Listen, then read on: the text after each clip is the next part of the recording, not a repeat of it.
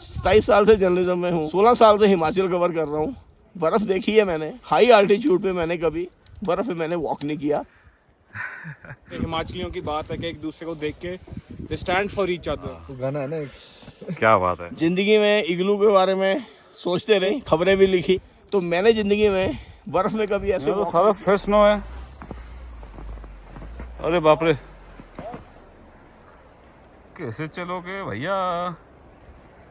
कैसा लग रहा है फिर? ट्रेलर भी नहीं शुरू हुआ। हाँ अभी तो चलो कोशिश है। बस यही 3 किलोमीटर है। ओ यार, अब आपने पंगा लिया ही है तो पूरे और क्या, विशाल से डरना नहीं है। ठीक है सर, ठीक है, आप साथ हैं तो नहीं डरेंगे। हाँ फ्रेश स्नोफॉल है। और देखो आप फिर कितनी ज़्यादा सफेदी आ गई। सारा टोटल पॉट स्नो और फ्रेश स्नो यहाँ पहुँच चुका है। ये हम जो जा रहे हैं अब दोबारा से रास्ता निकालना पड़ रहा है। ये देखो आप,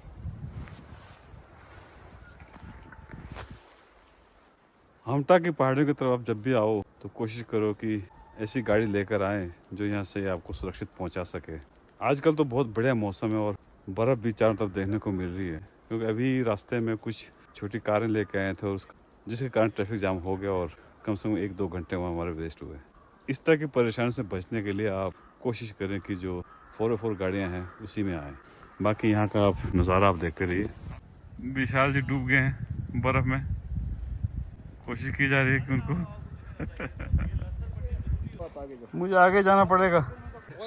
तशी साइड हो जा, विशाल जी नजर नहीं आ रहे हैं। हाँ विशाल जी फिर कैसा लग रहा है? बढ़िया। हाँ इग्लू को इतने सालों से आप कवरेज कर रहे हो, इग्लू आज आपको आज एक्सपीरियंस होगा आपको अच्छा। तो सिर्फ दूर से फोन पे बात करके इग्लू कवर हो रहा है। हाँ आज ग्राउंड में आए हैं, आज आप ग्राउंड जीरो पे हो, मैदान में आए हैं। मैदान में उतर गए हैं। जी, बिल्कुल बिल्कुल, कदम से कदम मिला के चलो। जो हमारे फौज के बंदे बेचारे, हाँ ये तो फिर सोच लो आप विशाल जी कितना फर्क है। भारत माता की जय। जय हैं? एस्किमो बन गया हमारे गुलाटी साहब।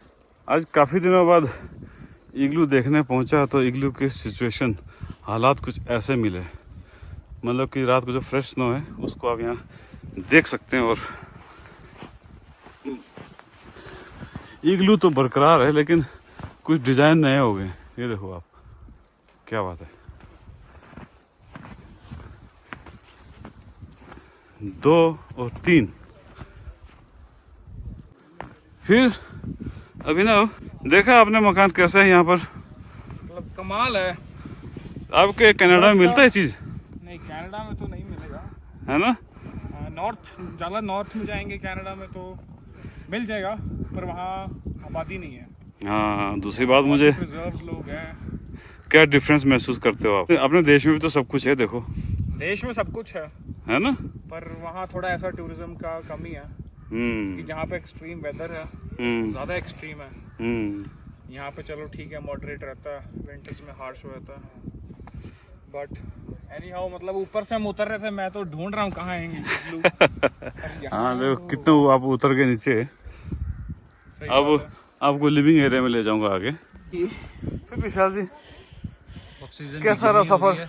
सफ़र बहुत इंटरेस्टिंग और एडवेंचरस था, लेकिन ज़िंदगी में इग्लू के बारे में सोचते रहे, आए कभी नहीं, खबरें भी लिखी, तो जब रियलिटी में आए तो पता लगा इग्लू क्या होता है, इग्लू को बनाने के लिए कितना परिश्रम करना पड़ता है और ये लोकल टूरिज़्म के लिए कितनी बड़ी बात है। अभी हमारे ताशी जी जो इस इग्लू के ऑनर हैं, उन्होंने हमें बताया कि 2016 में उन्होंने एक्सपेरिमेंट किया था और उसके बाद जब इन्होंने फर्स्ट अपना सेटअप किया तो बाकी जो गांव वाले थे उनको भी देख के प्रोत्साहन मिला और उसमें इन्होंने एक बड़ा इंटरेस्टिंग चीज़ बताया कि पहले सड़क नहीं होती थी। जो नीचे हाइड्रो प्रोजेक्ट है उन लोगों ने अपना सड़क बनाया, उससे लोकल इकोनॉमी को बहुत फ़ायदा हुआ। तो मेरे को लग रहा है कि जब मल्टीनेशनल कंपनीज किसी प्रोजेक्ट के लिए किसी एरिया में आती हैं तो उससे लोकल इकोनॉमी को भी हेल्प मिलता है। सारी मल्टीनेशनल कंपनीज एक जैसी नहीं होती, लेकिन सरकार को चाहिए कि उनके साथ अंडरस्टैंडिंग बनाए कि आप अपना प्रोजेक्ट लगाइए, आप हमारे लोकल लोगों की इकोनॉमी को भी सपोर्ट कीजिए। तो जैसे ताशी जी ने मेरे को रास्ते में बताया कि 2016 में इन्होंने शुरू किया और 2024 तक अब ये जो पूरा एरिया है, जो हमटा पास का है जो एरिया है, सेतन। ये सारा ही इग्लू विलेज के नाम से जाना जाता है। और ऐसे 10, 15, 20 इग्लू हर साल लगते हैं जो लोकल लोग लगाते हैं। इस बार इनका बर्फ कम हुआ, जनवरी फरवरी जो था वो बर्फ नहीं हुआ, अब मार्च में हुआ। पर ये कह रहे हैं कि 10-15 दिन यहाँ और स्कोप रहेगा बर्फ का। तो लेकिन बात यह है कि जो लोकल इकोनॉमी को हेल्प मिल रही है, लोकल लड़के जो हैं अब ये यहीं जन्मे हैं, यहीं इनकी सारी ज़िंदगी निकलनी है, इनके माता पिता की सारी ज़िंदगी यहीं निकली होगी। तो ये इन लोगों के लिए एक बहुत बड़ा प्रोत्साहन है कि इन्होंने अपने दिमाग से एक चीज़ सोची और उस चीज़ को सोच के इन्होंने उस चीज़ को डेवलप किया, जो कि एक मल्टीनेशनल कंपनीज इन छोटे माइक्रो प्रोजेक्ट्स के लिए नहीं सोचती हैं। एक बात है विशाल जी, इस इग्लू को यहाँ तक पहुँचाने में आपका भी एक सहयोग रहा है, शायद आप सर ऐसे है कि मैं तो आपसे पहले बात की कि मैंने इग्लू के बारे में लिखा, 2-3 बार लिखा, लेकिन मेरे को ये नहीं पता था कि इग्लू को बनाने के लिए एक जो इनकी अपनी पुश्तैनी जो नॉलेज है वो किस तरीके से काम आई। इन्होंने अपनी पुश्तैनी नॉलेज को रेप्लिकेट किया और अपनी इकोनॉमी के साथ जोड़ा। और जब मैं अब चल के आया हूँ तो मैंने ज़िंदगी में बर्फ़ में कभी ऐसे वॉक नहीं किया। और मेरा 27 साल से जर्नलिज्म में हूँ, 16 साल से हिमाचल कवर कर रहा हूँ, बर्फ़ देखी है मैंने, लेकिन ऐसे हाई आल्टीट्यूड पे मैंने कभी इतनी हाई डेंसिटी बर्फ़ में मैंने वॉक नहीं किया। सो ये मेरे लिए एक बहुत बड़ा ज़िंदगी का एक्सपीरियंस है। मेरा बेटा मेरे साथ आया है, ये कनाडा से आया है, कनाडा में रहता है, लेकिन इसने भी कनाडा में बर्फ़ तो बहुत देखी है, -20, -25 टेम्परेचर है। पर मेरे को लग रहा है इसने भी ऐसे माउंटेन पे, स्नो लेडन माउंटेन्स पे इसने कभी स्ट्रोल नहीं किया होगा, वॉक नहीं किया होगा। इसके लिए भी एक बहुत बड़ा एक्सपीरियंस है।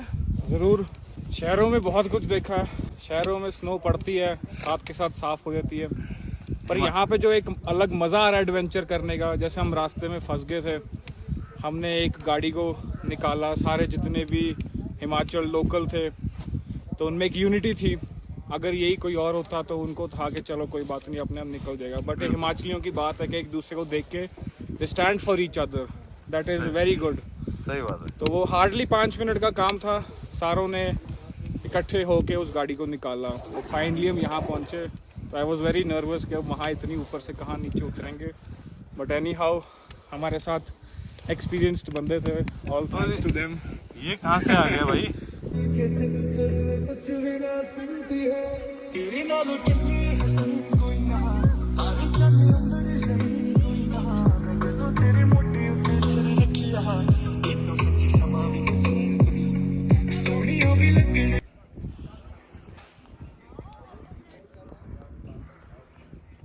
एक दो हफ्ते के बाद जिस हिसाब से टेम्परेचर बढ़ रहा है तो हो सकता है इग्लू भी शायद बंद हो जाए और अगले वर्ष फिर मुलाकात होगी इग्लू में, ताकि आप इग्लू स्टे का आनंद ले सकें।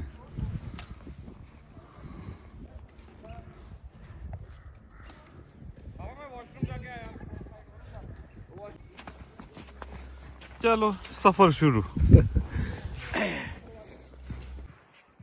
उतरना जितना आसान है, चढ़ना उतना ही मुश्किल है भाई।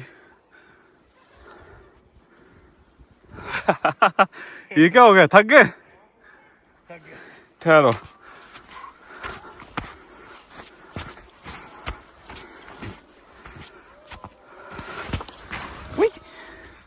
देखो पाँव कैसे घुस गया अंदर।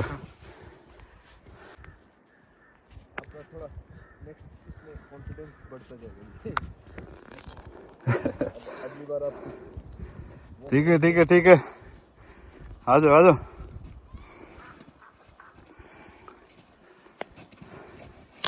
लो यहाँ रेस्ट करो और ऑक्सीजन इंटेक करो।